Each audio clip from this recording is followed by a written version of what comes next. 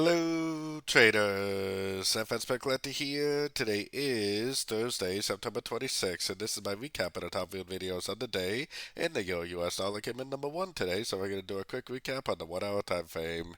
If you didn't see my full top down analysis on the Euro dollar for this morning, make sure you check out the video linked at the end of this video over here.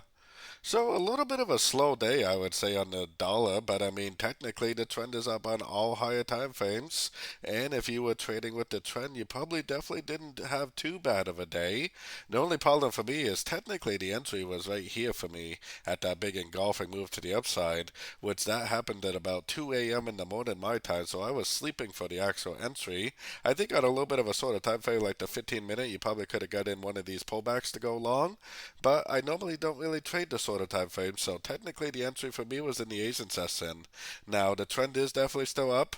I was talking this morning about how it could go down for a wave C, but as always, trend traders are definitely just entering on every single pullback they see, and they're definitely doing really well. So I would continue to look for longs. I mean, we have a support area way up here that I think is actually very likely to get hit. So I would for sure still continue to get long every single chance I get on pullbacks. So we do have a couple things to end the week as far as the news is concerned.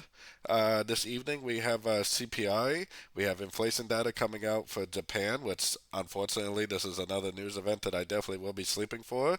This week has really been all about the Asian session. Some of the best moves of the week were definitely in the Asian session.